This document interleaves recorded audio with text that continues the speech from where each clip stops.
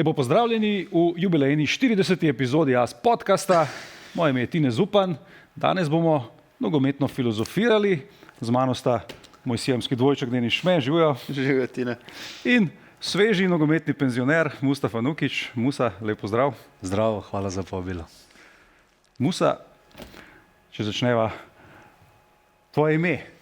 A te kdo kliče Mustafa?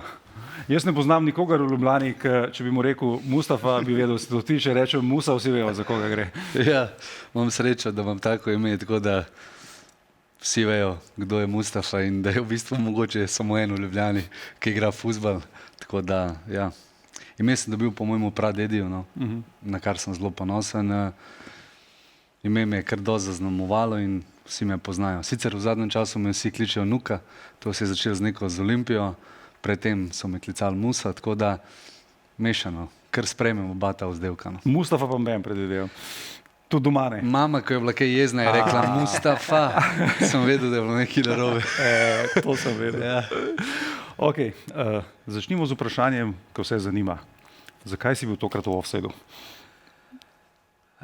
Ja, dobro vprašanje. Jaz mislim, da se to nanaša na tekmo proti Ludogorecu, povratna tekma.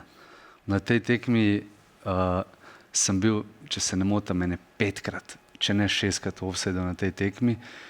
Igral sem proti dvema, bom rekel, štoparja, branilca, ki sta bila, bom rekel, zelo aktivna in glede na slovensko ligo mi je bilo to kar tako malo presenečenje. Veliko sem mogel več delati, v bistvu veliko sta dvigovala linijo. Zelo hitro sta to delala in bom rekel, kar v zelo hitrem teku in jaz osebno nisem bil toliko navajen, sem hotel malo počivati. Ne? In res velikrat sta me tisto tekmo ujela. Poleg tega pa moram pa reči, da glede offsajda je tako, jaz vedno smatram, da je to vseeno v sodelovanju tudi z igralcem, ki ima žogo. Tudi on mora vedeti, kdaj je pravi čas, da ti poda, ker tudi če on zamudi, bom rekel, pravi trenutek podaje, ti si mogoče vse prav naredil in je potem on tudi zamudil. Tako da to za offside, jaz vedno pravim, da to razmerje med podajalcem in igralcem, ko uteka. Ni vedno samo tisto, ko uteka in je offside. Tako da, ja, na kratko. 50-50 se pravi, ne? Ja. Recimo, ok. Se bomo še vrnili na te, bom rekel, malo nogometno-psihološke teme, bomo probali to malo razdelati, ampak začnimo na koncu, ne? Zdaj si sveže bivši nogometaš. Ja. A to doživljaš kot svobodo ali kot neko izgubo identitete? Ja, zelo dobro vprašanje. Sem se že tudi doma malo ženo o tem pogovarjal, ker je imela podobno vprašanje, kako zdaj to jaz dojemam. Jaz bi bolj rekel, da svoboda. Ker zdaj identiteta ne more zdaj ta trenutek uničiti zadnjih, bom rekel, 15 let mojega udejstvovanja v nogometu in sploh udejstvovanja v Ljubljani. Zame je pa to svoboda iz vidika, ker čistko en primer, vedno sem se prilagajal nogometu. Ne bom šel takrat na počitnice, ne bom si to prvoščil, tam moram paziti. Vedno si v nekem podzavesti imaš ta nek nogomet. Ne glede na to, na kjer nivoju igraš. Vsaj tak sem bil jaz. Zdaj pa kar od enkrat vse lahko. Lahko grem jutri smučati, lahko grem danes zvečer ven, lahko grem na počitnice čez en teden. In zdaj, bom rekel, v zadnjem tednu mi ogromno enih stvari leti po glavi, kaj vse lahko jaz zdaj počnem in me dejansko nič ne ovira. Tako da svoboda. No. Se pravi, si pomirjen. Ja. Kar se tiče te odločitve, si miren, občutiš mir v sebi. Ja. Kaj pa te je pomirilo? Se pravi, kaj je bilo tisto v tvoji karieri, ko si rekel, evo, to je bilo to sem doživel in takrat pa takrat pri teh in teh letih lahko grem jaz mirno v pokoj z nikakršnim obžalovanjem, da sem karkoli zamudil ali ne bil zraven. Pa zdaj tako, jaz vedno pravim, jaz pri nekih 25 sem se odločil, da ne bom sploh več razmišljal o nogometu iz vidika, da bom jaz nogomet igral profesionalno in sem dejansko čisto vse ustavil. In zdaj, če bi mi nekdo rekel pri 25, da bom v zadnjih 10-9 letih doživel vse to, kar sem doživel in postal to, kar sem trenutno, bi rekel, ti si nor, pač, ker jaz sem to odrezal. Ne. In zdaj, ko pogledam, kaj se mi je zgodilo v zadnjih bom rekel, 9 letih, od nekega 25 leta, od Brava naprej ali pa Ilirije, sem pomerjen, ker sem dosegel dejansko tisto, kar sem si želel. Želel sem igrati za Olimpijo, želel sem biti državni pokalni prvak, želel sem igrati Evropo, želel sem zadeti v Evropi kot prvi, bom rekel, domači igralec v ekipni fazi konferenčne lige, ampak vedno kot nek Ljubljančan sem si želel biti ljubljen v svojem mestu. Želel sem, da me ima moja okolica rada, želel sem biti sprejet. In meni osebno to veliko pomeni. V vsakem klubu, kjer sem igral, če se nisem dobro počutil, nisem dobro igral. Ker pustimo zdaj denar, vse in to, da smo mi profesionalci. Jaz sem si vedno želel biti nekako, se dobro počutiti, biti sprejet in na koncu dobro igrati. In mislim, da mi je to uspelo v Ljubljani. Lahko rečem, da tudi zdaj, ko sem zaključil, čeprav si nisem želel nekega pompa medijskega in navijaškega, lahko rečem, da sem ganjen, no, na nek način, koliko sem dobil nekega medijske pozornosti, koliko ljudi se mi je zahvalilo, število SMS-ov in vse to, kar združim, vidim, da sem marsikaj prav naredil v svoji karieri in na to sem najbolj ponosen. Omenil si to svobodo zdaj, ki jo doživljaš, svobodo izbire, kaj početi. Kaj pa fuzbal? Gledaš fuzbal, spremljaš, si navijač, kako je s temi stvarmi pri tebi? Ja, mislim, se oba dva veste, enkrat, ko igraš nogomet, je zelo težko izstopiti iz nogometa. Jaz zdaj, bom rekel, spremljam zelo, vedno sem spremljal slovensko ligo. Pač jaz, določeni ljudje ne gledajo angleško ligo, italijansko, vse, ampak nekako jaz imam rad slovensko ligo in bom rekel, kakršnakoli da je liga, to je naša liga in jo moramo spoštovati in spremljam, pogledam si pa tudi kakšno tekmo, bom rekel, v kakšnih močnejših ligah. Za naprej pa bomo videli. No. Jaz bom videl, kam me bo zdaj ta mogoče pot zapeljala po nogometu. Nekaj se tudi že mogoče pogovarjam. Tako da bomo videli, ne bi nič napovedoval, ker v nogometu ne moreš nič napovedati. Nikoli ne veš, kaj te jutri čaka. Denis, enkrat smo se mi da to pogovarjali, ne? In si imel ti tudi neke relativno zanimive misli glede tega, si rekel, med kariero kar nekako zgubiš ta stik s fuzbalom, ker ga ne moreš to gledati. Kakšne so tvoje izkušnje recimo od bivših soigralcev? A fuzbaleri gledajo fuzbal? Ali ga več ono sami igrajo? Odvisno. Jaz sem imel v karieri soigralce, ki so bili obsedeni z nogometom, ki so vedeli toliko ali pa še več kot zdaj vi, moji novinarski kolegi. Imel sem pa tudi take, ki jih fuzbal sploh ne zanima, tudi kar se tiče nasprotnikov, proti katerim igraš, da ne govorimo o neki evropski fuzbal. Ne vem, smo imeli sredo zvečer trening, pa niso vedeli zdaj, kdo igra v Ligi prvakov v derbi. Ampak ampak da ti pa ne veš, da na nasprotni strani, kdo je največja nevarnost, je pa mal bad, ne? Ampak so pa igrači, ki so vedeli ful. Imaš koga tako, ki ti na pamet pade, če ti to omenim, recimo, ta pa ta? Pa na prvo žogo Viler. Rulo je bil enciklopedija, on je vedel za vse naprej, za vse za nazaj, spremljal podrobno in on je definitivno en tak, ki ga je to ful zanimalo, pa tudi en par, ki jih fuzbalnike dosti zanimal. Sej, v bistvu, če malo to širše povezujemo, ne, a bi ti Musa rekel, glede na to, kakšen tip igrača si bil, da se nogomet igra z glavo ali stvar instinkta? Ja. Ker to se tudi recimo lahko vprašamo v driblingu. Enkrat sem gledal intervju z Kvaratskhelia iz Paris Saint-Germaina in on ne ve, kako dribling naredi. On pravi, to je instinkt, ne, to v tistem trenutku nekaj trznaš. Ne. Ampak kakšen je ta proces, mislim, iz tvojih izkušenj recimo? Zdaj, da bom točno razmišljal, kako bom nasprotnika predriblal, to sigurno ne. To je instinktivno. Driblerjev je sicer vse manj, če pogledamo danes moderni nogomet, ne. Ampak jaz mislim, da ta element driblinga je povezan z nekim instinktom, z nekim notranjim navdihom. Sigurno pa ne.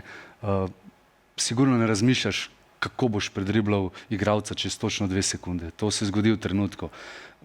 Seveda pa na drugih položajih je v nogometu moraš razmišljati. Veliko trenerjev prav po tekmi te mora glava boleti.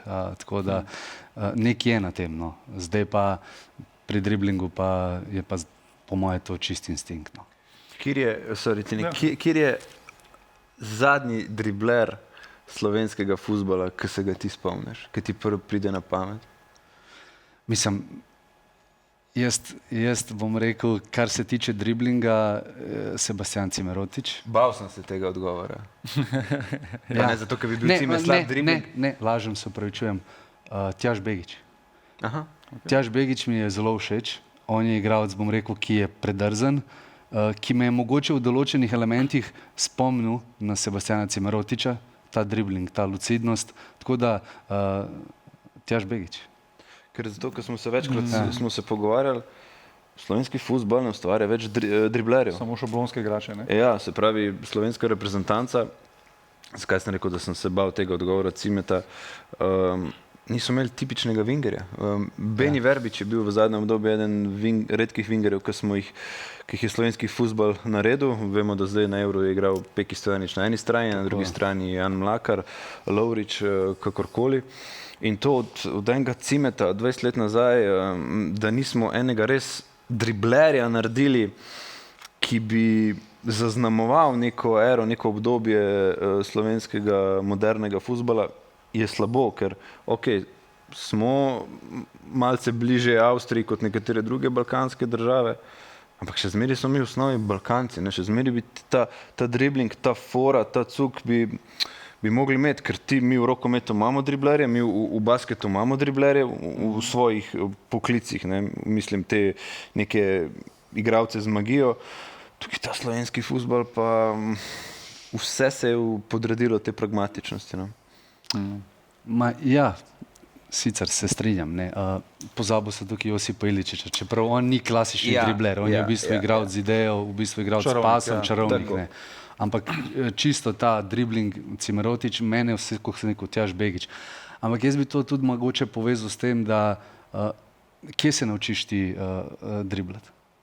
Na ulici. Na ulici, ne. Naučiš se s ponavljanjem, igraš s starejšimi in ti se moraš prilagoditi, učiš se iz nekih napak.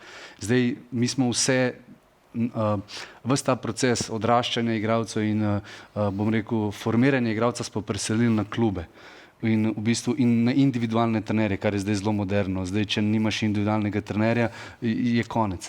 Tako da v klubu ti ne moreš v tisti uri pa pol narediti toliko ponovitev, kolikor jih lahko narediš na igrišču. Mislim, moja generacija, mi smo odraščali na šolskem igrišču. Moji vsi spomini so povezani z šolskim igriščem in tam ti igraš proti starejšim večinoma, redko kdaj igraš, bom rekel, z igralci iste starosti in ti tam se moraš prilagoditi, moraš na nek način prevariti nasprotnega igralca. Nogomet je igra prevare, ti moraš nekoga pretentati prevariti, da ga predriblaš in tega je premalo. Sicer lahko rečemo, da tudi v klubih se premalo dela, vendar ti ne moreš, ti imaš 25 igralcev, sam si ali pa mogoče imaš enega pomočnika, težko ti ta element toliko poudarjaš, da ga treniraš. Tako da je pa tudi res, da vsi gledamo tam, bom rekel, pragmatičen nogomet, vsi si želimo igrati z 2 dotiki, če kdo izgubi žogo, joj, zakaj je izgubil žogo. Trenerji gledajo rezultat, ker na osnovi tega delajo svojo kariero in se mi zdi, da sploh v teh, bom rekel, do 15. leta, jaz mislim, da bi mogli poudarjati to, da rezultat sploh ni pomemben. Koga briga, kjer si bil prvi 15. Tudi noben si ne zapomne. Noben si ne zapomne. Jaz bi rad mogoče, da mi vidimo, koliko je en določen igralec v enem letu napredoval. In v bistvu, da se ta, bom rekel, imperativ rezultata, da se enkrat do nekega 15. leta nekako malo umili in da se bolj fokusiramo na razvoj igralcev. Ampak s kakimi inštrumenti bi pa ti meril napredek igralca v enem letu, rečemo v starostni kategoriji, 13-14 let? Pa v bistvu ti kot trener, jaz nimam izkušenj trenerskih, vendar ko dobiš igralca septembra in potem kaj daš naprej, bom rekel, na koncu leta, junija, se ti vidiš, kakšen je ta, bom rekel, igralec, kaj je on v enem letu osvojil, kakšne elemente nogometne je osvojil. Tako da proces sigurno bi bil mogoče malo bolj naravnan na razvoj igralcev, kot pa na rezultat. Ampak se pravim, jaz razumem tudi trenerje, ker če bo on tam prvi 15, se bo smatral, da je on dober trener. Se mi zdi, da vse te stvari tudi, kar sta zdaj govorila v smislu razvoja ulice, trenerjev, en, dva dotika. Ena stvar je seveda nek tak skrit element, ki je ključen v fuzbolu, je samozavest. Ne? In vedno mogoče podcenjujemo to, kako se vi, ki igrate fuzbol na tem pač najvišjem nivoju, ki je možen v Sloveniji, se pravi v prvi slovenski ligi, srečujete s temi nihanji v samozavesti. Ne? Ti si imel recimo veliko težav s poškodbami, to zagotovo vpliva, govoril si, da na koncu si izgubil to hitrost. Ne? Kako si se s tem boril, da držati nek ta pozitiven ego na pravem mestu, ker mentalno zelo težko kontroliraš. Ne? Ful težko držati samozavest na nekem zelo visokem nivoju.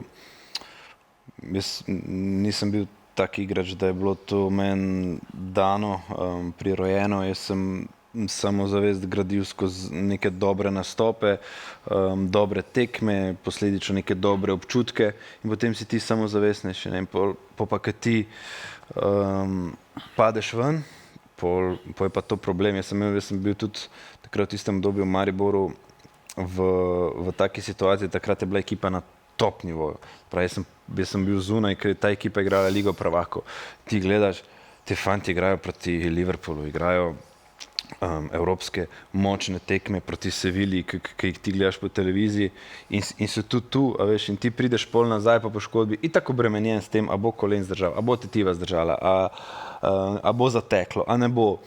In priti na to, na ta nivo samozavesti nazaj, meni je bilo to v nekem trenutku misija nemogoče, ker imaš občutek, da se skozi oddaljujejo, ti si pa v tem začaranem krogu, nekako v prvi vrsti borbe s samim sabo, kot drugo borbo s direktnim konkurentom in to so neke psihične zakulisne igre, ki so naporne. Vsaj meni je bilo to ful psihološko naporno. Ker tudi recimo se zdi, da te mentalno najmočnejši igralci vedno rečejo, da se ne sekirajo zaradi napake. Ne? Zgubiš eno žogo, razmišljaš, da boš naslednjo zgubil, si že bolj nesiguren v teh stvareh. A si ti imel težave s tem, glede na to, da si seveda bil profilno čisto drugačen igralec kot Denis? Kako se ti s temi stvarmi spopadal ali si imel samozavest serijsko? Mislim, to je zdaj težko, zdaj vse potegniti v en skupek, ampak se mi zdi, da sem imel mogoče malo manj težav s tem, kot Denis. No. A se generalno ne sekiraš? Ali s čim misliš, da je to povezano? Mislim, jaz vem, če sem zmožen in kot igralec sem nekako osebno imel vedno neko mnenje. Vedno smatram, da moraš zase vedno misliti, da si najboljši. Pa to ne, da si aroganten, ampak če ti ne verjameš vase, potem tudi okolica ne verjame vate in tudi vidijo, da ti nisi siguren. In tudi v nekih momentih, kjer nisem bil siguren, sem se naredil mogoče lažno siguren, da sem dajal vtis, da sem pravi, valjda noter imaš ogromne bitke sam sabo, a bom lahko jaz to, kaj zdaj to je nekaj novega. Recimo, ko sem šel na Olimpijo, mene ni bilo strah, ker sem prihajal iz Brava, kjer sem se dokazal, bil sem med 11 najboljših v drugi ligi, potem sem bil v Bravo najboljši asistent lige in sem bil spet med 11 in potem sem vedel, jaz grem v okolje, proti katerem sem igral, sem jih zmagoval in nima me česa biti strah, moram biti poguman.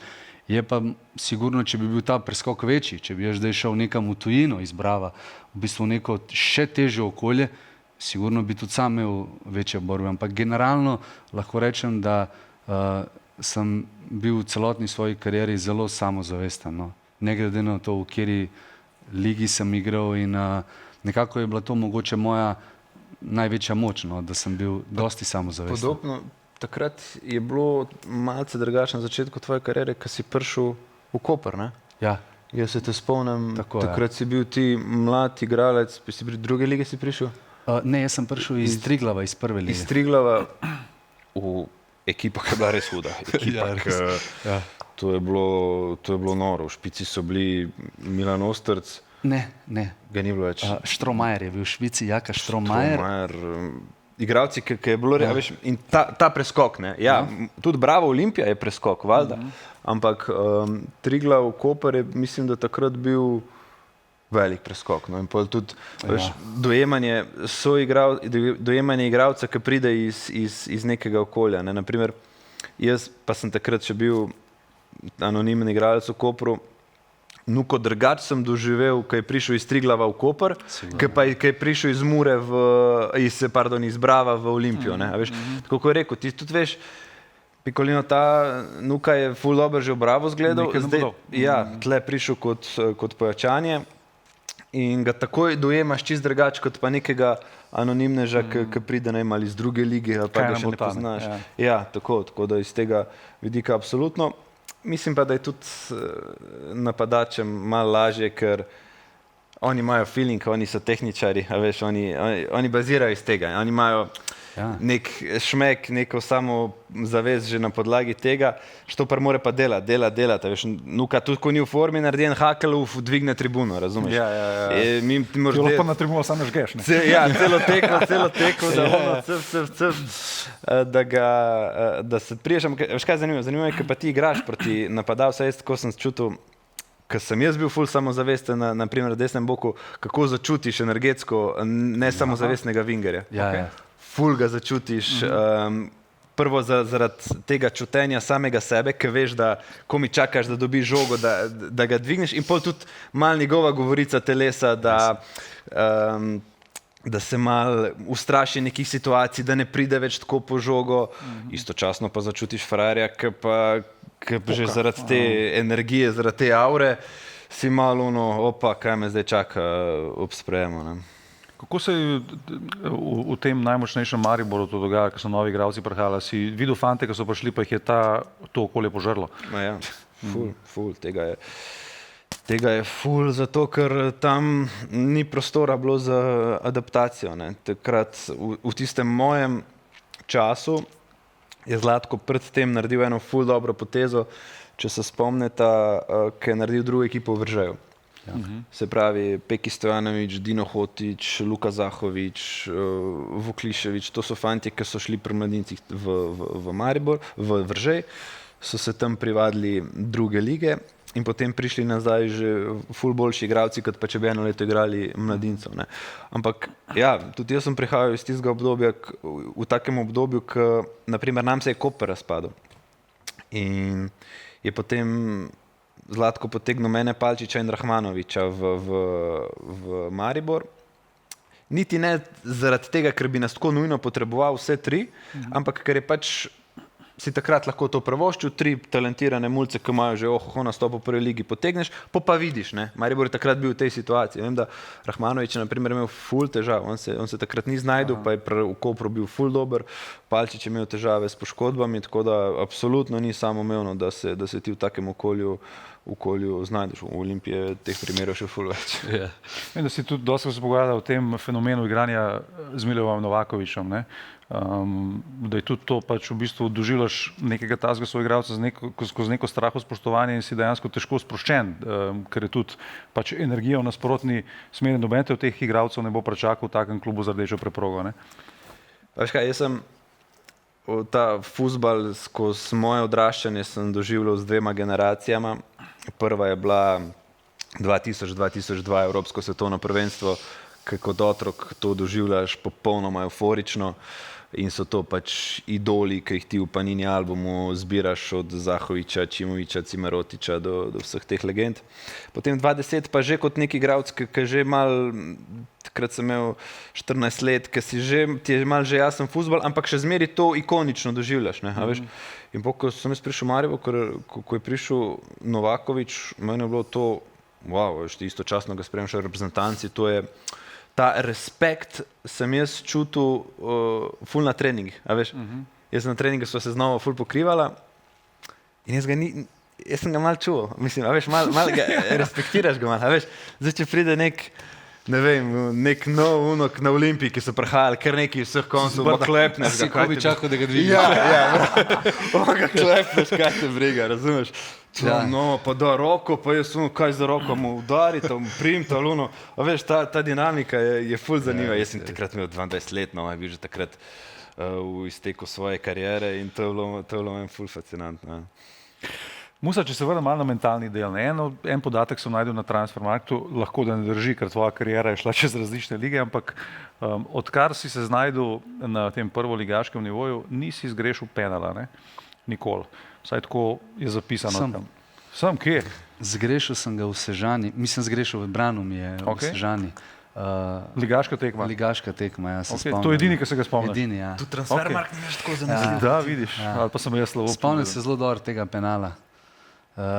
To je bilo Še vedno te predevropsko. preganja. Ja, moram reči, da mi je takrat ta penal, sem imel dosta enih pritiskov. Veste, kako fališ penal v Olimpiji, noro. Ne? Tako da, ja, Ampak kako vidiš penale? Je to tehnika, psihologija, oboje, a čakaš, Psihologija. si ti čakal? jaz sem golmana? čakal. Okej. Jaz sem ga v bistvu, če pogledam, najrej sem ga streljal Ažbetu Jugu, njemu sem dal, mislim, da 3 gole iz penala, 2 v Olimpiji, enega v Bravu. Ja, v bistvu to je mentalna igra. Gol se zmanjša, zdaj kdo je močnejši, ti ali on, in na koncu neka odločnost.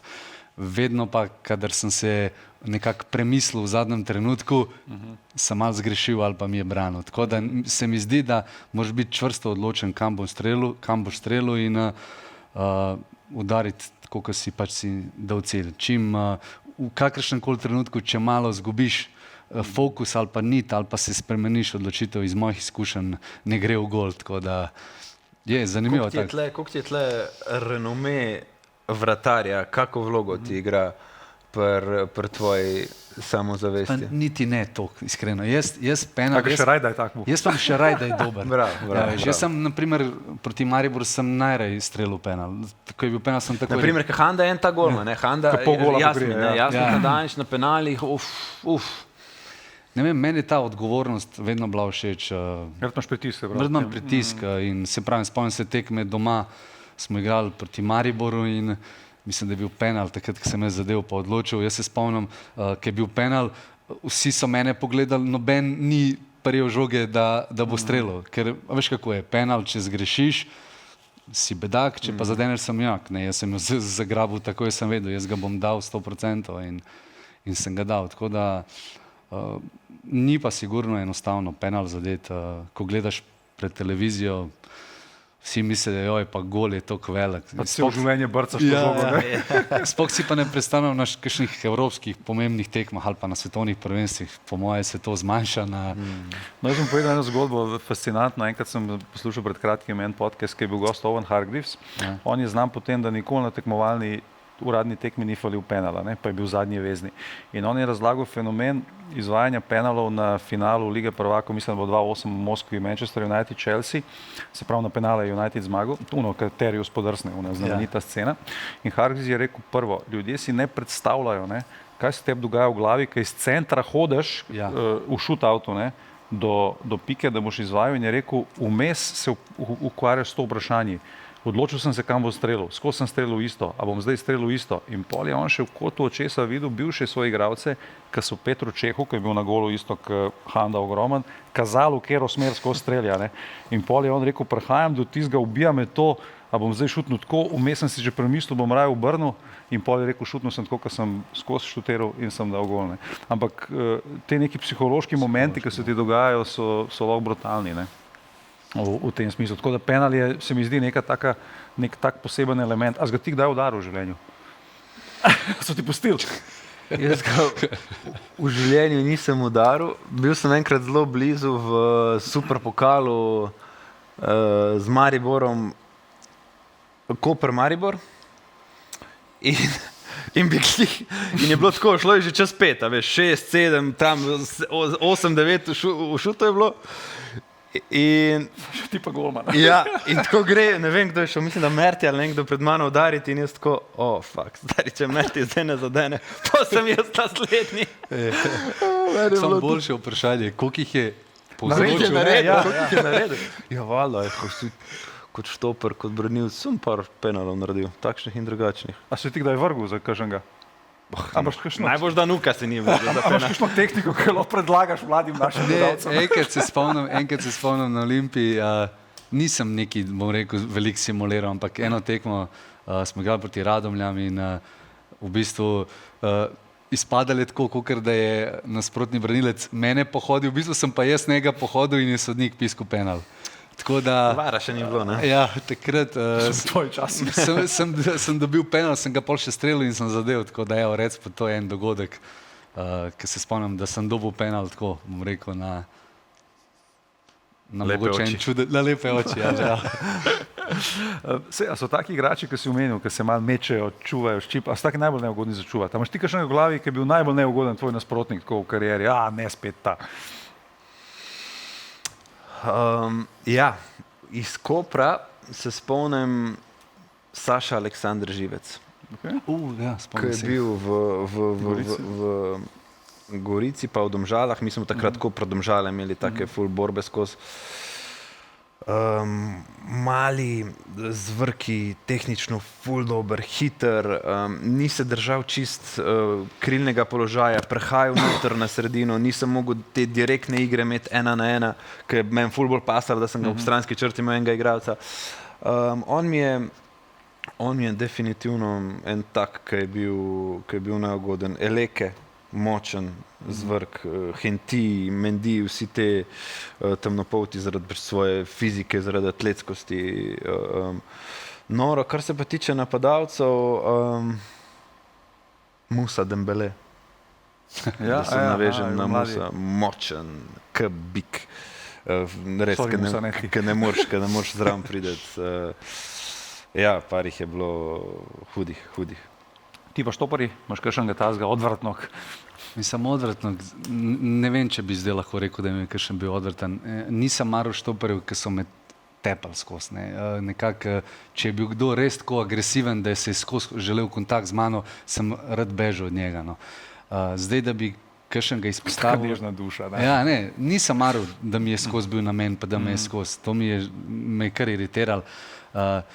Moram pa reči, da je, naprimer, nisem veliko tekem odigral proti Branku Iliću, takrat je on igral za Domžale, ne, in moram reči, da čeprav sva super, ampak koliko me je on znal elegantno udariti, me pa noben ni. Tako da Branko vsaka čast, res. V bistvu mu niti nisem mogel zameriti, ker je bilo nogometno, ampak sem čutil res dobro. No. Tako da tepel me je stilom. Ne. To je za pohvaliti. Ne, res vsaka čast, Branko, igralec, neverjeten persona, in ampak res znoje udariti me, res fantastično. To sem si res zapomnil. Ja. Pa veš, kaj je bilo pri Nuki? Z Nuko se je bilo težko skregati na igrišču. A veš, on je bil prijazen, tako kot nasprotnik. Ne vem, ti si njega tepel, mi da se parkrat igrali, en pri drugi spomnim, jaz sem tako šel, ne, on, ajde, dej, šme, dej, njeh, dej, a veš, ajde, dej, please, dej, dosti, ajde, dej, pusti.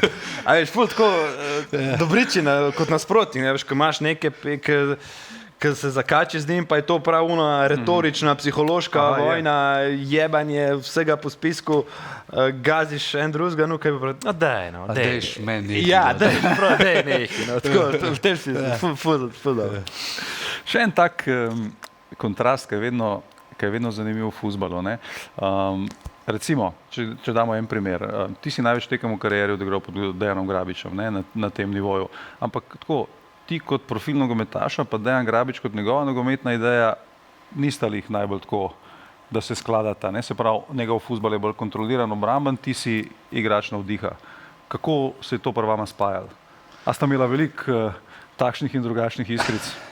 Jaz moram poudariti, da z Dejanom sva bila velika prijatelja in mogoče, ki si povedal za to, bom rekel, da nisva, bom rekel, skladna v nekaterih zadevah, jaz moram povedati, da sem v bistvu pri Dejanu začel igrati resen nogomet. Ne glede na to, mislim, da je bil Dejanova komponenta, on me je naučil igrati fuzbal v obe smeri. Jaz sem do takrat igral fuzbal samo napad, jaz bom malo tam naredil 2-3 hakla in pol se ne vrnem in potem ne izgledaš zanimiv igralec, ne izgledaš resen igralec in noben resen klub, resen trener te ne bo vzel, ker ti gor ne delaš tako razliko, da te bo ekipa trpela. In nekako Dejan mi je to usadil, bom rekel, ta fajterski element, ki mi je manjkal, bom rekel, to podrejanje ekipe. In jaz, če se spomnim, jaz sem igral na Bravu, pa mi da se doskrat hecavamo, rečem, jaz sem igral desnega bočenga. Jaz sem igral, v bistvu, igrali smo 4-4-2 ali pa 4-3-3, jaz sem igral desnega vingera ali pa tega desnega vezista, ampak ogromno krat sem bil nižje kot Žan Trontelj, ki je igral na isti strani. Tako da... Tazga muso biti rabo. Ja, in prepričal sem, če ne bi bilo Brava, da bi jaz, moja karijera ne bi šla rekel, Brava in Dejana Grabiča. Moja kariera ne bi šla v tako smer, da sem potem igral za Olimpijo in da sem bil uspešen, ampak sigurno me je on veliko naučil, tako da ja. Sem pa mogel jaz iti korak nazaj, v bistvu sem dojel takrat, da moram nekaj spremeniti, če želim igrati resen nogomet. Se to mene zanima, kako je potekala ta komunikacija, ne? Kako je Dejan Grabič Mustafa Nukića dobil na svojo stran, ker, ne vem, moj tak spomin iz zgodovine fuzbala je Mourinho in Eto'o 2020, ki je Eto'o igral isto, tako praktično petega v liniji. No, to sem jaz igral pri Grabi. Kako retoriko moraš ti uporabiti, posedovati v končni fazi, da ti enega igrača, ki pač je do takrat najrajš zalomil, pa driblov, pa volil međurke talati, prepričaš, da se on žrtvuje toliko za ekipo. Kaj mora ta trener posedovati? V bistvu ti mora s svojim znanjem pokazati, da to, kar on želi od tebe in kar dela, da je prav. In rezultat ti potem to da neko potrditev. In mi smo dejansko z Bravom v tistih letih naredili veliko. Mi smo bili prvaki druge lige, prišli v drugo ligo in res, bom rekel, začeli neke temelje Brava, ki jih imajo danes. Če pogledamo, danes je Bravo resna ekipa, ampak mi smo bili že takrat resna ekipa. In to je sigurno prva stvar. Po drugi strani pa, bom rekel, ni me odpisal v tistih momentih, ko sem jaz mogoče bil nedojemljiv. Nisem me tako hitro, bom rekel, dotaknil. Ja, v bistvu on je v tistih trenutkih, ko sem jaz imel sigurno svoje, bom rekel, tako imenovane žute minute, me je razumel, je potrpel in jaz sem potem videl, da ta človek me ceni kot igralca, kot osebo in zakaj ne bi jaz temu vrnil nazaj. In jaz sem bil pripravljen za njega igrati, če je bilo treba na štoperski poziciji. V bistvu me je on kupil kot trener, prepričal me je in jaz sem tak. Če vidim, da me trener spoštuje, če vidim, da se trener z mano ukvarja in da mi da neko pozornost, jaz bom za njega v navednicah umrl na igrišču. In tukaj je meni največja moč trenerja, če mu to uspe, da igralec je pripravljen za njega vse narediti. In jaz sem bil na Bravo pripravljen vse igrati, samo zato, da smo mi uspešni. Tudi podrediti svoje neke elemente, driblinge in vse, ampak on me ni zaveral v tem, da jaz driblam ali pa karkoli. V bistvu je samo želel, da opravim tisto, kar on zahteva in ko pridem gor v zadnjo tretjino, mi je pa rekel, pol se je pa Slobodno. Ful dobro sporočilo tudi iz igralskega vidika. Veš, koliko je na naših prostorih, koliko velikih talentov je propadlo, ker niso tega miselnega preskoka uspeli narediti, ko si ga ti, ne? Ja. Ko se jim je probalo dopovedati, da pač fuzbal se danes igra v obe smeri, pa so zgori bili res hudi, ampak to ne more fuzbal trpeti, da ti igraš samo eno smer in potem malo zaradi ega, malo zaradi ne vem česa vse, se niso bili pripravljeni defenzivno izobraziti, podrediti, kakorkoli in danes v avstrijskih ligah igram. Saj misliš, da bi ti lahko, saj misliš, da bi ti to lahko, če bi bil recimo toliko mlajši, ne? Ker kot si rekel, si zelo pozno prišel na ta nivo fuzbala, v bistvu si že odmislil neke fuzbalske ambicije. A si bil, ko si bil mlajši, manj dojemljiv mogoče, bolj divji? Ne, ja, sigurno sem bil bolj divji, to je ena kretena, jaz to priznam, ampak lahko rečem, da zelo malo je bilo teh trenerjev, ki so bili pripravljeni dejansko z problematičnimi fanti oziroma fanti, ki so drugače razmišljali, z mangupi, ki so bili pripravljeni, bom rekel, z njimi sodelovati in se z njimi ukvarjati. Veš, hitro rečejo, on je glava, on ne more. A veš, se mi zdi, da v Sloveniji je tega vse preveč, ker jaz iz izkušenj, vsi najboljši igralci so bili malo mangupi, vsaj iz moje neke preteklosti.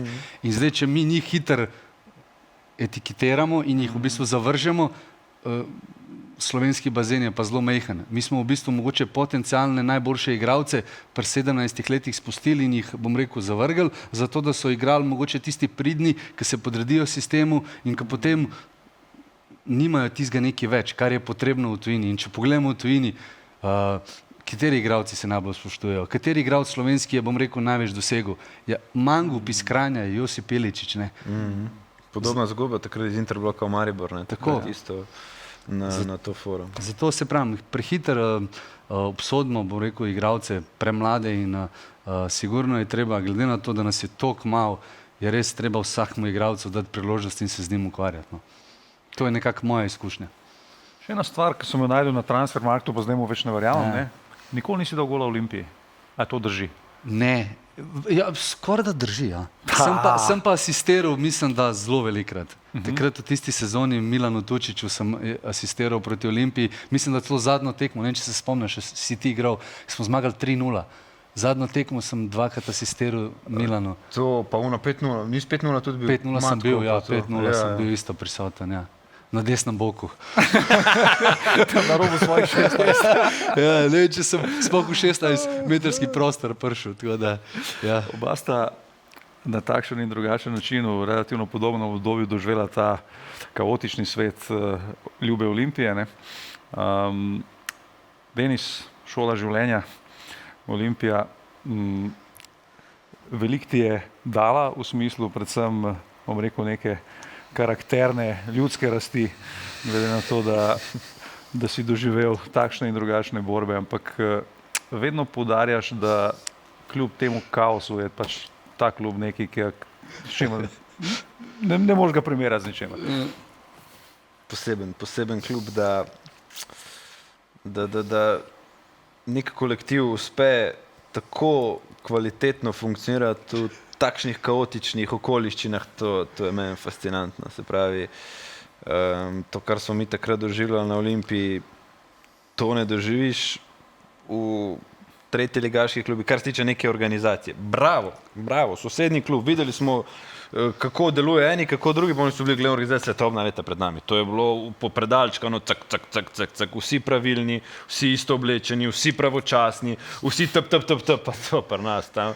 Slovano Kofes je 10 trening 9:50 so kofetkali še, pa to sem iztrčali na teren. To je bilo tako, ampak ta talent, ki je pa tukaj prisoten zgodovinsko gledano, to je pa nekaj impresivnega in to se naprimer z enim Mariborom ne da primerjati. V Olimpiji v tem zadnjih 10 letih talenta, nogometnega talenta bilo več v Ljubljani kot v Mariboru. Ja, pravilnost, pragmatičnost, pa ti je pol to preneslo rezultate, ampak ta talent, tukaj pa v Ljubljani vedno bil, jaz ne vem, mi se tudi daj sprašujemo, a če bi pa naša generacija, Vukušić, Kiči, Savke, Menalo, Tomić, če bi pa bili to pravilni, pa popredalčkani, a bi mi bili do konca, do zadnje tekme v boju za prvaka, ker pač, a veš, a bi sploh bili, ali rabiš ti to malo opošteno, da je to malo na šmek, na neko foro, čar fuzbala, to so čari fuzbala. Ne. Ker se mi zdi, da veš, da Olimpija, tako v Ljubljani obstaja ta neka večna želja po urejeni Olimpije. Ne? Ampak če ti gledaš zgodovino Olimpije, Olimpija nikoli ni bila urejena. Ne?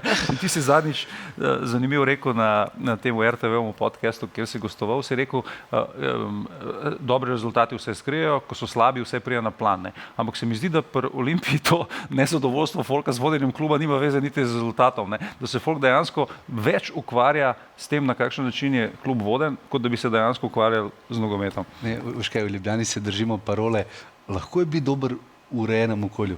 Dej ti bo dober v kaos. To je umetnost. Ne? In tukaj je Denis rekel res par dobrih stvari. Jaz, kot navijač, kot nekdo opazovalec, sem poslušal te zgodbe o Olimpiji, ampak jaz sem pol to res doživel in to res moraš doživeti, da lahko razumeš. Jaz sem bil še, bom rekel, podkapetan, kjer je še to potencirano, to v bistvu celo dogajanje, tako da se mi pa zdi, če zgodovino, to si dobro rekel, da v bistvu Olimpiji bi skoraj da sprejeli tudi mogoče, da nismo prvi, ampak da imajo nekak klub urejen, ki nikoli ni bil. V bistvu, da vejo... Kako to je, ne? Ja, kako pa je imeti urejen klub? Da je dejansko vse tako, kar mora biti, da v bistvu je dosti domačih fantov, da je vse tako, kar mora biti in da nismo vsak dan v časopisih to. In nekako res imam občutek, da Olimpije, bom rekel, v Ljubljani je nek prvo načelo je, da bi radi imeli urejen klub, ki ima potem še dobre rezultate. Kajti imeli smo dobre rezultate in roko na srce nismo bili urejeni. Kaj pa, če bi zdaj doživeli obe te komponenti? Zdaj, ka bo sposoben, vodstvo, ka bo to sposobno, jaz res upam, da bom to doživel. No. A se jaz prav spomnim, da si se ti nam priključil Na na Bledu na pripravah? Ja. A to je čuveni Bled. A ti lahko je za En dan po temu, ne, sem se jaz priključil. Se pravi, Nuka je k nam prišel. dolžen, svoč. Ja. Ne, a lahko sem šmek, ker bom to pozabil. Jaz sem se zmenil ta dan, ko ste vi imeli neko zabavo. Ne? In mene kliče Timi Max Jelšnik, dej pridi danes, imamo zabavo in ne vem, nekaj je bilo meni v glavi ne iti. In jaz ko ne, jaz pa ne bom jaz jutri prišel, ker imejte vi dan zabavo, jaz bom prišel jutri. In potem sem jaz prišel naslednji dan, tako da sem hvaležen, da sem prišel en dan kasneje. Smo alibi. Ko govorimo o tej kaotičnosti. Nuka je prišel definitivno enim iz najbolj kaotičnih obdobij v zgodovini Olimpije. Je on se nam takrat priključil. In pri nas je bil takrat tak kaos, da smo se mi pogovarjali med sabo, nam je bilo bed zaradi Nuke. Smilo se vam je. Kam je on prišel? Razumeš, kaj si bo zdaj človek mislil? Prihaja iz Brava, urejenega okolja, prijeme te indijance, tleke, vse v luftu, ne veš, a boš preživel ali ne, ali bo ono, vemo, kaj se je tam dogajalo. Tako da ja, to so pa neki te momenti na Olimpiji, ki ti pa ostanejo. Naprimer, Maribor, res 3 leta Maribor, ni bilo zdaj pa Liga prvakov, pa naslov, pa pokali, pa uno, vse, ampak ni bilo teh nekih situacij, ki te toliko držijo skupaj, ki pa v tej Olimpiji, ki se moraš preplesti, a veš, mi smo bili tam v tistem trenutku sami, a veš, prepuščen samemu sebi in jaz se moram zdaj z Nuko povezati na človeški bazi, na bazi nekega človeškega zaupanja, odnosa, ker sva midva v resnejših stvareh odvisna eno drugega, ker pa sam na igrišču in veš, rezultatskega vidika. Ne. Ampak jaz, ki sem prišel v Olimpijo, meni je bilo to vse toliko wow, da sem jaz to vse odmislil. Meni je bilo sam dober, jaz igram za Olimpijo, meni je super, jaz bom tukaj dal vse od sebe in res mi je potem šlo to sezono res dobro. No. Tako da nekako sem poskušal te zadeve postranske omakniti. Hvala Bogu, si bil toliko izkušen. Ja. Če bi ti prišel kot 21-22-letni mulc, bi to te potegne drugače. To je bila Nukina ful prednost, da prišel že kot možakar. 30 let sem bil star. Tako, prišel že izkušen možakar. Da sem imel neke smernice, kaj pa kako. Je pa neka taka specifična stvar, rekel si ti dobro omenil enkrat, da 80% nogometašev v slovenski ligi živi od rok do ust iz dneva v dan. Ne? In te plačne nediscipline v klubih so recimo del nekega procesa konstantnega v slovenskem fuzbalu. Kako ste to videli na svojih primerih doživljala, kje je bilo najtežji, kje je bilo najdalj, da ne dobiš plače? Ma jaz, hvala Bogu, bil nekako izuzet iz teh okolij. Jaz sem tako v Kopru, Mariboru kot Olimpiji je to bilo, kot je bilo dogovorjeno. Mogoče kdaj kak teden se je kaj zamujalo, ampak to absolutno ni problematično, tako kot smo že videli v ničkoliko primerih pri nas, da je te plačne discipline bilo absolutno preveč, tudi nehigienično. In ja, mislim, kako jaz gledam na to. Veš, kaj sem vedno pomislil, kako ti živiš, če ne dobiš par mesecev plače? Kako? A veš kaj? Ker te plače niso takšne. Ena taka izrabljena fraza v tem fuzbalu, plača zamuja 3-4 mesece. Ne? A veš? In pol, jaz ne vem, ti si 3-4 mesece brez prihodka. In pol, ne, zamuja 3-4 mesece, ker ne vem, si dobil 10 v mesecu, 15, 20, 25, 30 in je tako ena plača šla in potem si bil ti 3 leta v klubu in so ti 3 plače zamujali. In potem, ko hočeš iti, jih moraš odpisati. Ja, pa še to ne. Ja, boš dal za bidone pa žoge, da bo imel mlajše selekcije. Enkrat je 100 let nazaj Nihat Pejković legendarno rekel, v slovenski ligi skozi igramo za frej papirje. Ja. Sorry, si hotel dodati kaj. Ne, jaz bi se mogoče sam, bom rekel, dodal še tisto misel, ki je Denis tudi rekel, ne more vsak igralec igrati za Olimpijo. To sem jaz videl, ko sem igral v Olimpiji. Za Olimpijo, če hočeš igrati, moraš biti mentalno zelo močen. Moraš biti, bom rekel, imeti določene stvari v glavi zelo, bom rekel, urejene, da ti lahko ta stres in ta pritisk, ki je, bodimo realni, v Sloveniji sigurno največji, v Olimpiji, pa potem v Mariboru sigurno, in da ti si to zmožen odmisliti in se skoncentrirati zgolj na nogomet, je to, bom rekel, zelo pomembno v Olimpiji. No. In jaz sem to uspel, čeprav moram reči, da tudi zame, ker sem bil kapetan, je bilo to zelo stresno. Jaz sem si želel, da se ukvarjam sam z nogometom, ukvarjal sem se pa z stvarmi, ki niso za nekega igralca normalne. To, da mi potujemo 2 dni v Luksemburg, potem take strašne stvari, da sem si rekel, pa jaz sem tukaj bolj kot team manager, kot igralec. In v bistvu, sam še to bi rekel, ena zanimivost, kapetan Olimpije, en starejši, ne bom ga imenoval, mi je enkrat rekel, ko me je srečal, je rekel, Nuka, joj, kapetan si Olimpije pa domačin. Pa je bil tako. Pa sem rekel, zakaj? Je rekel, vse boš videl. Najtežja kombinacija. Najtežja kombinacija. In jaz potem, čez 2 leti, no, po tem sjajnem obdobju, ko se mi je dogajalo marsikaj, ne, sej vemo vsi kaj, mi je ta možakar prišel na misel in sem rekel, no, zdaj pa točno vem, kaj si mislil. In res, no, ni enostavno. No. A veš, ker naprimer to, kar je Nuka rekel, mi smo tako Elšnika doživljali.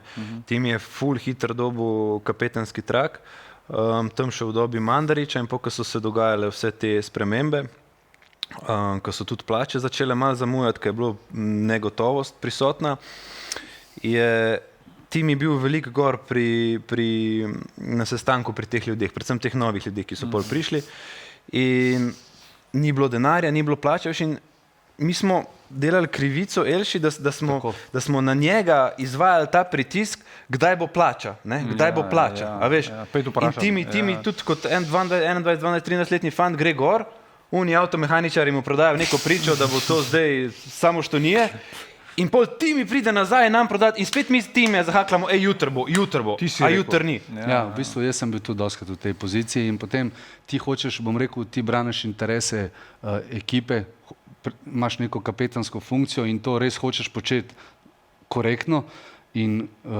ti dobiš eno informacijo in potem rečeš ekipi to informacijo, ki jo v bistvu samo preneseš, na koncu dobiš občutek, da tebe ekipa ne verjame. Ne?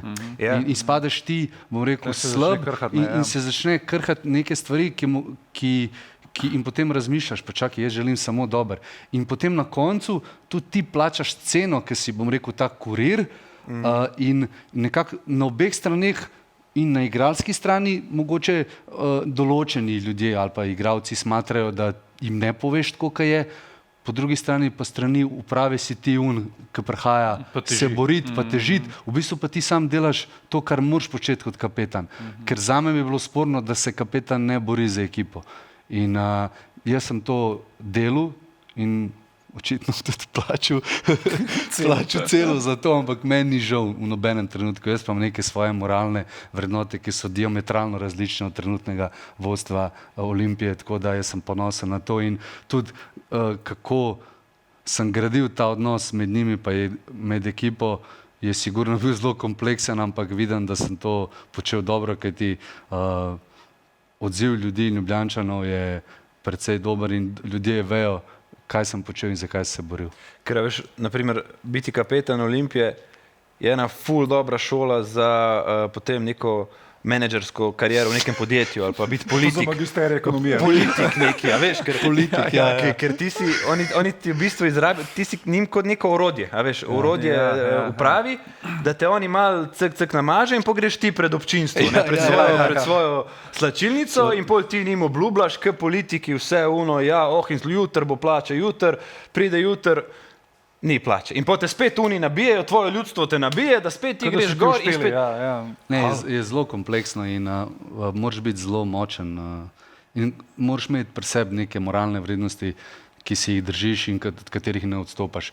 Jaz mislim, da me vsi dobro poznate, imam to zelo dobro definiran in mogoče tudi zaradi tega sem kdaj plačal ceno, ampak se pravi, meni ni žal, jaz bi vse še enkrat ponovil, kajti jaz grem spat brez problemov. Ne razmišljam, da sem kadarkoli nekoga, bom rekel, prevaril ali da sem mu nekaj rekel, kar ni bilo res. Mogoče vedno ni bilo lepo slišati, ampak je bila pa resnica. Kdaj si prvič občutil, da si mogel zbirati na eni strani med tvojimi moralnimi vrednotami in na drugi strani med nadaljevanjem kariere pri Olimpiji? Pa to je bilo meni jasno od prvega dneva, kar so, bom rekel, te ljudje prišli. No. Jaz sem nekako mogel plavati med tem, da si ne uničem kariero, po drugi strani pa, da lahko igram še v Olimpiji. Ne. In zdaj to plavanje je bilo zelo zanimivo, intenzivno, ampak mi je bilo pa vedno jasno, da smo drugačni in da imamo drugačne vrednote in na koncu pa je prišlo do tako daleč, da enostavno jaz nisem mogel več to niti trpeti, niti nisem si želel, ker je vplivalo na moje osebno življenje in temu sem naredil konec. Še zmeraj ta postopek traja, jaz upam, da bo kmalu konec, to je pred arbitražo na Nogometni zvezi Slovenije. Jaz zaupam, bom rekel, organom pregona. Bom rekel, zaupam v neko pravno državo in odločevalce in verjamem, da bo vse v redu. A se ti kjer ti je kakšen tvoj soigralec kdaj zameril, da to manevriranje med avtomehaničarjem, jaz rečem, pa slačilnico, da ni bilo, da te je kdo dojemal, da si njihov odposlanec in ne odposlanec slačilnice? Pa, to je bilo skozi prisotno. Pa mislim, da ne samo jaz, to so imela s Timijom velike težave s tem. Ja, to je bilo zelo težko, kajti se pravim, celoten ta postopek in bom rekel, ta čas na Olimpiji je bil, odnosi so bili zelo toksični in delovati v tem času je bilo meni zelo težko. Pa se pravim, sem izdelana osebnost in imam neke svoje moralne kodekse, ki se jih držim, ampak vseeno se včasih vprašaš, pa čak ima, je res vredno, a je res to, a je res fuzbal tak, a si jaz to želim in jaz upam in verjamem, da nekje drugje v nekih drugih zadevah ni tako in da je drugače. No. Naprimer, Timiju je to po mojem zdaj ful pomagalo pri Crveni zvezdi. Naprimer, ta izkušnja. Tim je vse to doživljal 10 let mlajši. Ne? Da ti kot mulc greš skozi vsa ta politična udejstvovanja, takšna in drugačna, tebe to karakterno zbilda ful. In jaz mislim, da je pa bilo in Timiju in meni dosti lažje, ko sva bila, bom rekel, dva, ko sva bila povezana, ko sva nekako stala en drugmu, bom rekel, ob strani. A veste, ampak pol, ko so mene odstranili, jaz odgovorno trdim, da če Timi Maksijevšin ne bi bil vreden €1 milijon, bi on tudi z mano v fitnessu dvigoval teži, ampak so rabili denar. Jaz sem bil pa na koncu kariere in dajmo njega odstraniti, da bo mir, da bo vse tiho. Kajti jaz sem prepričan, ne, a veste kako je, ko si ti star 21 let in vidiš, da se to dogaja pod kapetanu, nekomu, ki ga imajo navijači radi, hitro pomisliš, čakaj malo, jaz sem 21 let star, kaj pa jaz, ne? Če se njemu to dogaja, bo njemu in nek strah pride v psihologijo fantov in težko je to razumeti in fanti tega ne razumejo in se valjda ustrašijo.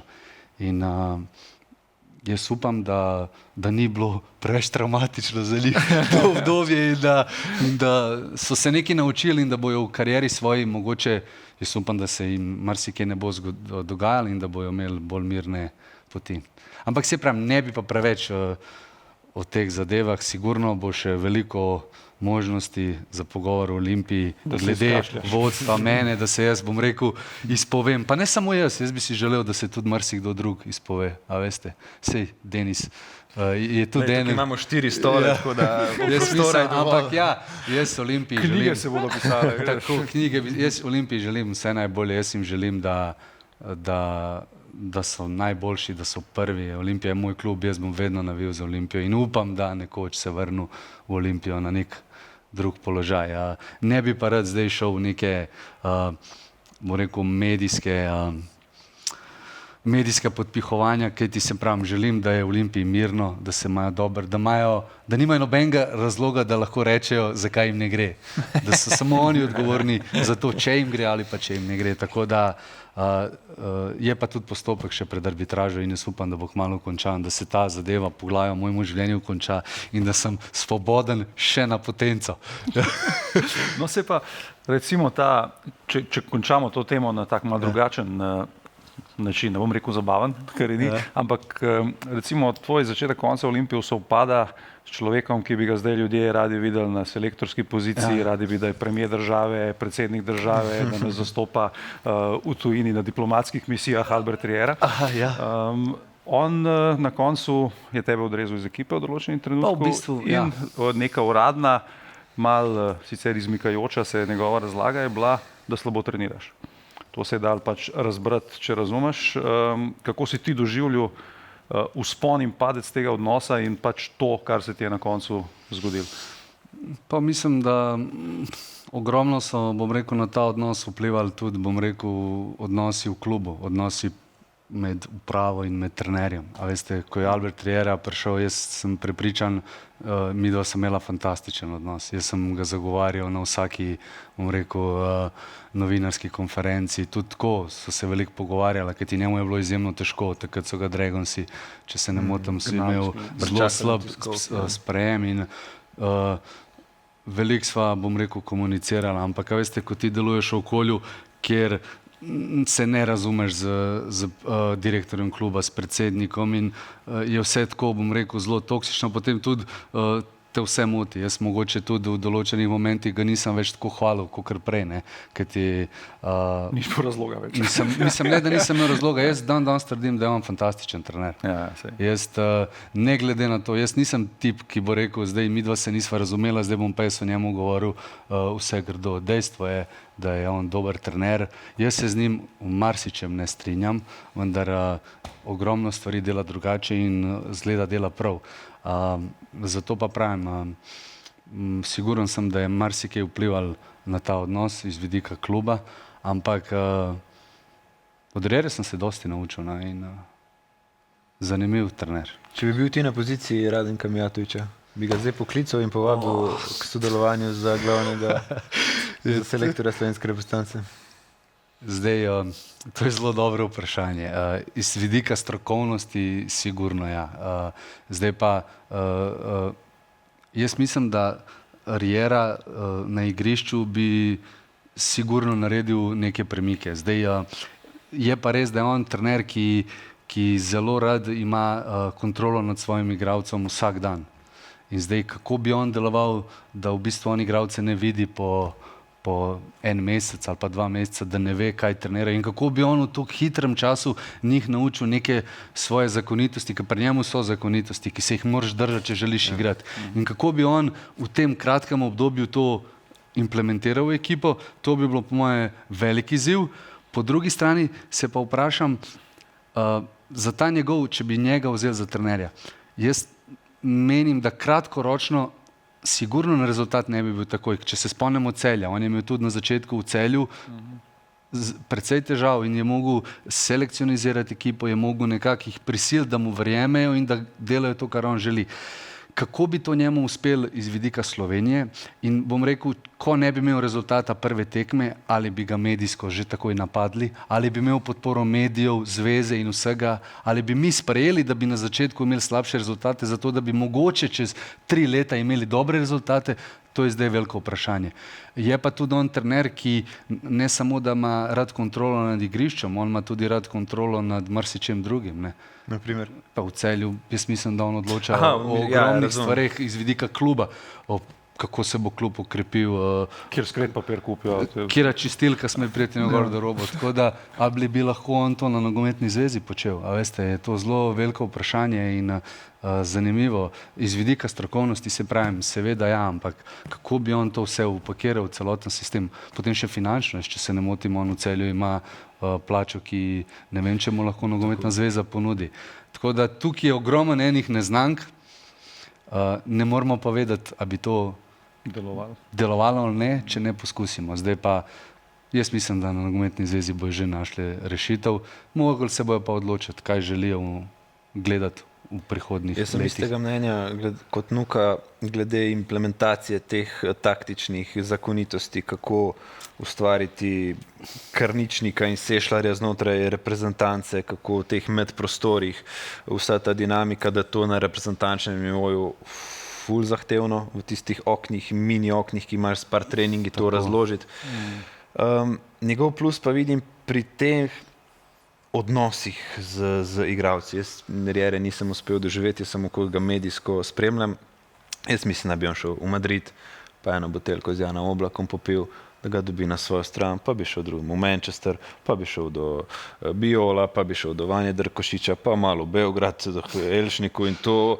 On bi naredil te fante, mislim, da bi jih povezal v celoto in jih naredil lačne. Se pravi, fantje so zdaj dosegli Euro, se uvrstili na Euro, malce teže situacije nekateri v klubih in da jih bi povezal na to neko na šmek, kot rečemo v fuzbalu, na to pričo in potem pa slediš vse fantje, so vsak dan upeti v te taktične detajle, pa se bi razumeli, se ne bi zdaj tlele naše mehankarje iz arene dal na mali fuzbal pa jim razlagati principe, se oni bi dojeli. Oziroma igrali bi tisti, ki bi dojeli.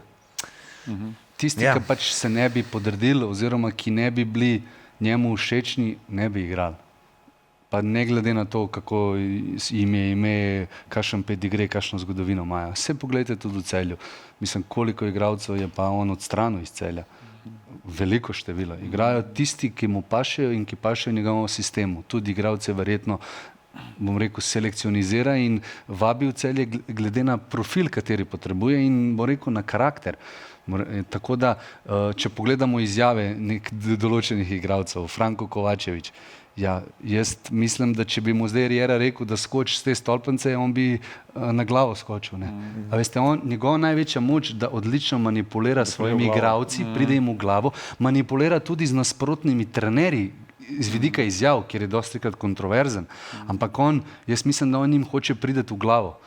A veste, in iz vidika medijev tudi zelo dobro manipulira s svojimi igralci in s celotno, bom rekel, nogometno sceno v Sloveniji. Tako da njegova največja, bom rekel, kvaliteta je to, je strokoven, sigurno, ampak zna to svojo strokovnost prenesti na svoje igralce in jim, bom rekel, oni mu verjamejo in mu zaupajo 100%. Retorike, ne? To je danes toliko pomembno, ključno, da to, če ti svojo pričo ne moreš dobiti igralca na svojo stran, da je to slabo.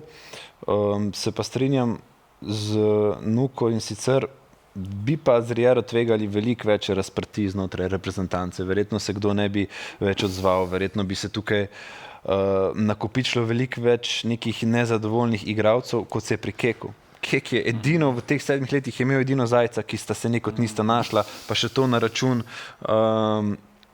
ker ni bilo te desetke zanj in se je Zeko gospodsko zahvalil, ampak drugače je Kek to zelo, zelo dobro, tudi na račun te retorike, na račun tega PR-ovstva fenomenalno korigiral, delal celoto. Mislim, da bi tukaj neki rezi pri Rieri bili bistveno bolj radikalni in da bi se mogoče mogli posloviti tudi od kakega dosedaj nezamenljivega igralca. Po drugi strani pa, če bi bil rezultat. Ker rezultat vse skrije. Ko zmagujemo, je vse dober. In to sem se naučil v Olimpiji in posodne. Ko se zmaguje, vse v navednicah može in vse je super. Ko pa pride do porazov, potem pa kostnjaki padejo ven iz omare in bojim se, če bi Riera to prevzel, jaz sigurno na nek daljši rok sem prepričan, da bi nek uspeh bil. Zdaj pa, če bi kratkoročno on ne bi uspel v naslednjih 3-4 tekmah nekaj pokazati in pokazati rezultata, bojim se, da bi bil odziv javnosti prevelik in da bi, bo rekel, preveč zahteval v kratkoročnem obdobju. Ker izhodišče ima zdaj novi selektor zelo dobro. Ne? Se pravi, ne igraš svetovno prvenstvo, imaš praktično 9 mesecev do prvih resnih tekem, spoznavanje, adaptiranje, uvajanje nekih svojih avtomatizmov, principov, komunikacija z igralci, raziskati ta bazen, to je zdaj vrhunsko. Se pravi, a si mi predstavljamo, da bi zdaj ta naš novi selektor prišel v prvi kvalifikacijski ciklus v skupini Švedska, Švica in Kosovo in zdaj ga vržemo v morje in zdaj splavaj. Ne? Grozovito, ampak tukaj, kar se tiče teh pogojev, ima zelo dobre. Zdaj pa tukaj na NZS-ju, ali gremo v nek kvazi eksperiment, če temu lahko rečemo, da se odmaknemo od te pragmatičnosti, ki to nas vsi učitajo, ne? Celotna javnost. Pa potem, tudi če to ne pije vodo, se spet vrnati trenerjem, ki so se že dokazali kot trenerji, selektori na rezultat, ali pa se držati nekih notranjih resursov. Ker jaz mislim, da recimo iz vidika kariere, ne, je mogoče, če gledamo možnost kandidata tujca, ne, glede na to zdaj vse splošno obsedeno z njim v Sloveniji iz nogometnega smisla, bi ga tudi igralci jemali, ker tega zdaj mi jemljamo kot nekega šamana fuzbala, razumeš, ne? In bi ga tudi igralci jemali kot nekoga, ki ga bomo sledili. Samo, en problem, jaz mislim, da je nogometna zveza ekstremno pošlihtana, popredalčkana organizacija, za katero neko njegovo eksplozivno vodenje in tudi tretiranje sodelavcev, vprašanje, kako bi to šlo skupaj. In druga stvar je seveda to, ne, da pul igralcev, ki jih imaš na voljo, je pul igralcev, ki jih imaš na voljo. Ne. Ljudje se še vedno oklepajo lanske ekipe Celja. Ne. Na zadnji tekmi v Celju štarta 7 tujcev. Ne. In to je pač logična posledica tega, da ni enega Zabukovnika, ki je poškodovan, da je šel en Svetlin, da je šel en Matko, da je šel en Nemanič. Teh igralcev v Sloveniji ne moš nadomestiti. Ne. In jasno, tam pa rečeš, a jebi ga, bom pa pripeljal, ne vem, tudi Škinasa, tega levo-desno igralce, ki ti padejo v ta koncept, ne. Tam tega ni, ne. Tam moš ti ustvariti iz tega, kar je na voljo. Ne. In zdaj tle je neka dilema, a mi imamo konceptualno toliko igralcev, ki bi njemu toliko ustrezali. Ja. To je lahko en pomislek. Ne. Jaz mislim, da psihološko, ne, to, kar je pa Denis govoril, je pa on kot naročen, ker on igralce prepriča to, kar ti najbolj rabiš na reprezentančnem nivoju, da jih napališ, ker kaj boš v nekih 2 treningih, ajde, procese ti že dogaja čez več zborov, ne, ampak to, da jih pa ti ven pošleš kot tatare, ki imajo nož med zobmi, ne, to pa on mislim, da je majster. Naprimer, en argument za zvezo, ne, kjer argument govori zvezi v pripričevanju kariere, vprit je to, da mu prodaš to zgodbo, da teh 9 mesecev, ki imaš zdaj prostih, da se malo spoznaš in pomaš ti Evropsko prvenstvo, ker vemo zdaj, kako lažje je priti na Evropsko prvenstvo, kot je bilo to včasih. In en Riera z enim podpisom, da je reprezentanco odpeljal na veliko tekmovanje, kotira bistveno više, kot pa sedaj. Zdaj vidimo, da je ta njegov krog interesentov klubov Srbija, Rusija. Srbija, Rusija, Rusija, Srbija, kotira tukaj. Čakaj, če pa ti pripelješ reprezentanco na Evropsko prvenstvo, pa si lahko ti spet Španija, Francija, Italija, klubi, okolja, v katera on itak v osnovi želi, kriči potem, da gre v neko nogometno okolje, da bi tam prosperiral tako, kot on misli in v končni fazi tudi jaz, da bi lahko, ne. Pa še mogoče bi tebe poklical, ker v 2 treningih ne bi mogel slabo trenirati. Moj bi jaz bil idealen tako, da ga mirim, pa da mu delam podporo s treningov. Ja, ne, v bistvu, da mu reči, kalma. To znaš poštovati. Ne, ampak zakaj pa ne, mogoče bo pa še kdaj kje sodelovala. Ja, pomočnikov Dalver Tarjere, to bi bilo zanimivo. Ne, veš kaj, prej si dobro rekel, ker si omenil, da grejo ven kot Tatari. Meni je malo jeziv v zadnjem obdobju. Mi v bistvu vedno samo govorimo o tem, koliko mi moramo kot reprezentanca biti borbeni, da ni bilo borbe, da ni bilo tega. Pa dajmo malo kvalitete pokazati. Zakaj moramo samo govoriti o tej borbi? Borba je itak osnova, ampak če ti imaš samo borbo, ti moraš združiti borbo in kvaliteto za rezultat, ker dolgoročno, če je samo borba, ne bo dosti. Ne. Jaz bi rad videl kvaliteto. Jaz pač verjamem v fante, v reprezentanci. Konec koncev imamo zanimive fante in jaz bi rad malo kvalitete. Igrali smo proti Kosovu. Jaz velikokrat slišim, koliko Kosovo nas je na domačem terenu pretepil. Jaz pa pravim, da nas je bil to res domač teren? Ja, v bistvu to je zdaj nepomembno. Seveda je tukaj ego prizadet v Sloveniji, ker je pač Kosovo res imel tako podporo. Ampak jaz mislim, da so oni nas nadigrali. Nogometno. Tisti eni igralci do 2krat med noge, par nekih elementov nogometnih, lahko rečem, da so dobro izgledali in se pravim, želel bi si, da ne govorimo samo o borbi, ampak da govorimo tudi, kako dvigniti kvaliteto reprezentance. A si opazil, kako vsi znalci ne zagovarjajo pragmatičnosti? Ampak veš kaj v tej zgodbi je zanimivo? Da je pa našemu vnuki ravno to, da se mu je ucepla pragmatičnost, mu je nek način rešila oziroma obrnila kariero. V bistvu red. Sej vi moramo vedeti, vi govorimo zdaj o Rieri. Pri Rieri je ogromno enega reda. Daleč od tega, da je pri njemu zdaj free, pa igrej ti, kakor ti. Jaz mu rekel več zakonitosti, kakor sem jih pri Rieri doživel, ne vem, če sem pri kateremu drugemu trenerju. Vse pri njemu vlada red, ampak je pač nekako usmerjen red in ve, kam to pele. Ne. Zdaj ta terminologija, kako si še že rekel, pragmatičnost, tudi to me malo jezi, pragmatičnost. Veš, to je tako. Jaz sem šel v slovar gledat, kaj pomeni pragmatičnost. Ne. In? Ja, na koncu, kakor si človek nekaj zapeljal, vedno lahko najdemo neko izpeljanko pragmatičnosti. Tvoja razlaga je?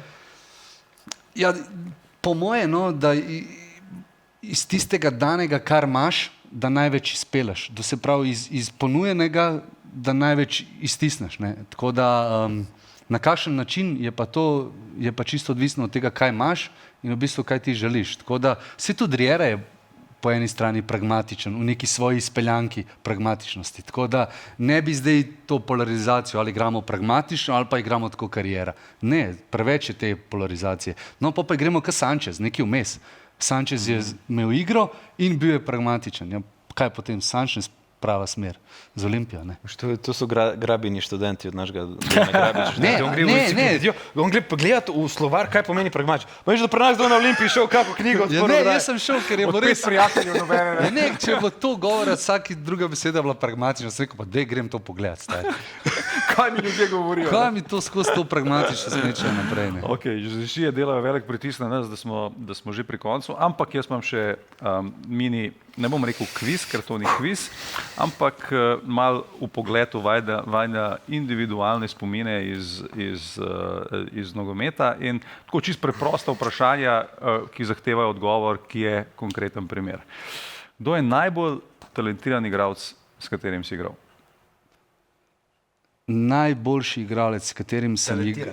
Talentiran. To si razlagaj, kogar hočeš. Ja. Kdo ti prvi pade na misel, ki te rečem najbolj talentiran? Nisem z njimi igral na uradni tekmi, sem pa bil kot mladinec Interbloka priključen treningom prve ekipe brez konkurence Josip Ilić.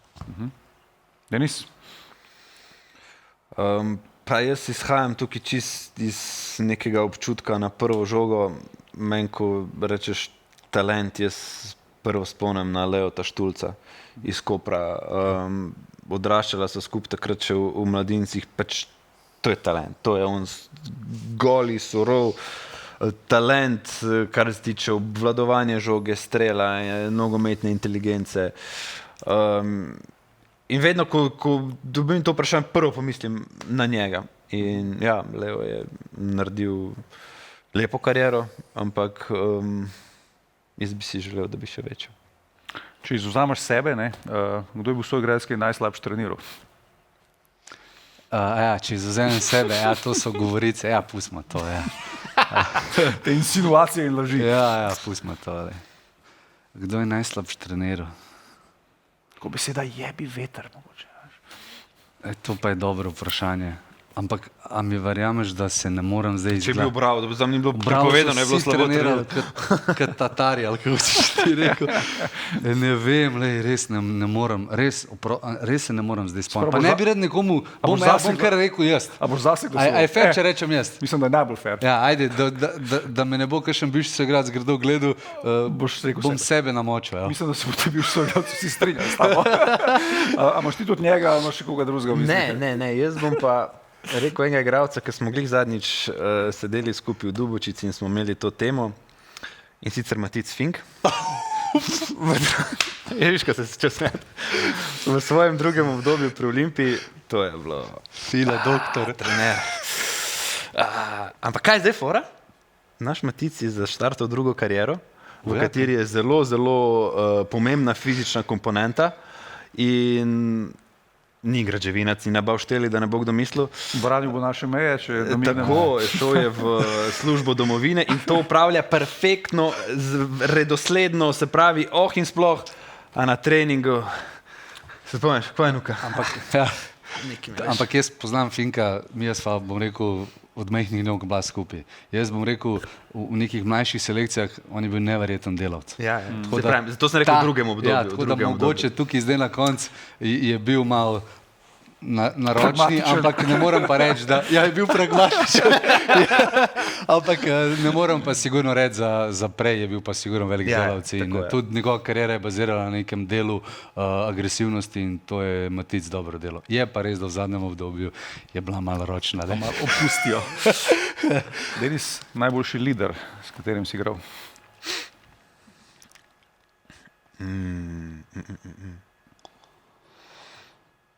To pa je.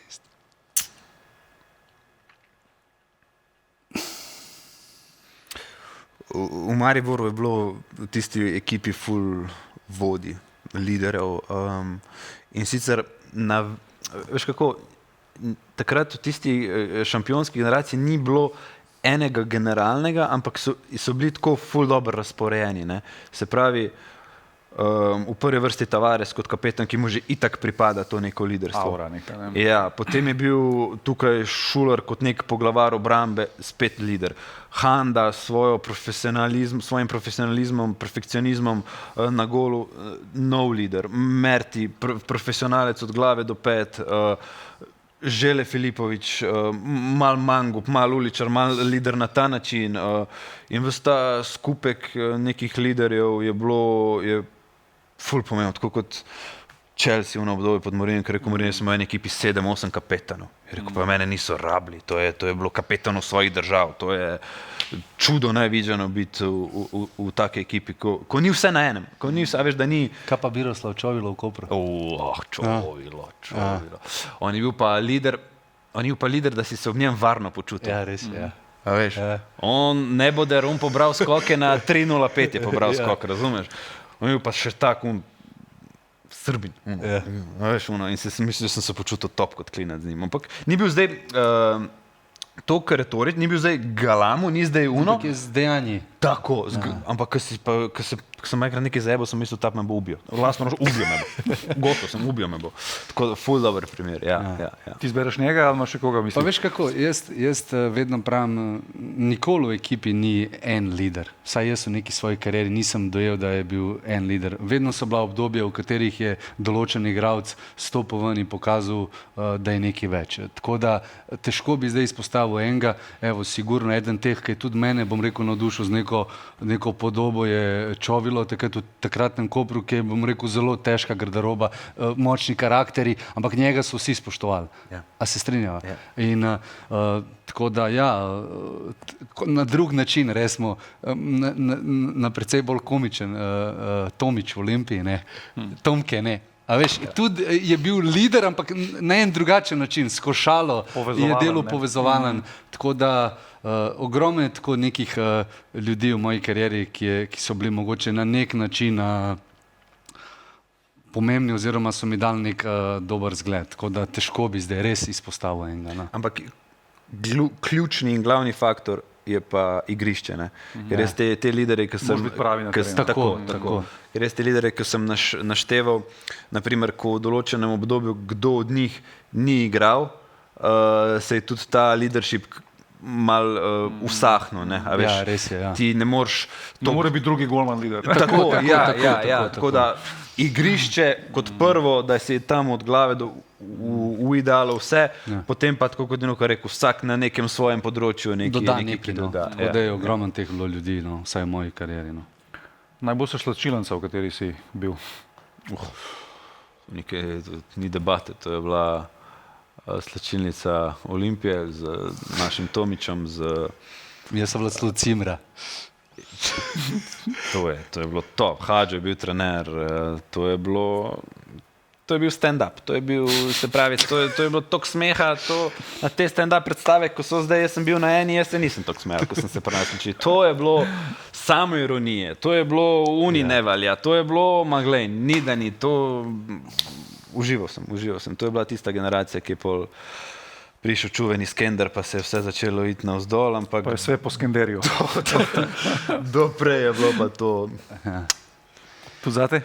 Imaš še kakšno? Zame jaz imam malo drugačno, ker jaz sem pač igral v nižje ligaših, tako da jaz lahko rečem, da moja garderoba je bila najboljša. Svoboda, nogometni klub Svoboda, 4. liga. Star sem bil 21 let, pol sem prestopil v Triglav v prvo ligo. Takrat podobno, tako kot je on rekel, toliko smeha, samo ironije. To so bili takrat. Pa to so fantje, ki niso sploh, bom rekel, resno igrali fuzbal, ampak to so fantje iz nekega podobnega okolja.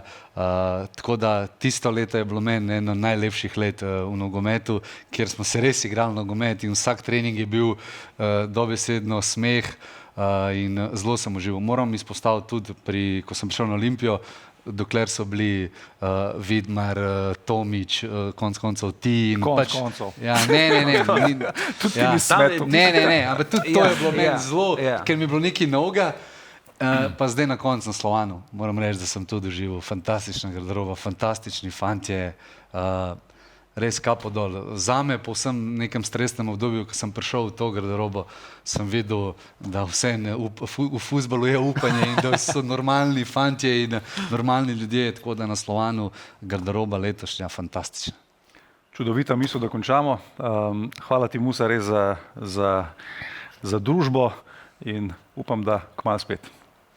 Z veseljem, hvala vam za povabilo in kar tako nadaljujte. Fuzbal rab take ljudi, ki promovirajo nogomet. Hvala. Ja. Tudi vam hvala za obisk, ne vem, kam gledam, Denis, to si ti vajen. Denis bo prihodnjič na temu stolu, jaz grem nazaj v penzijo. Lep pozdrav. Hvala.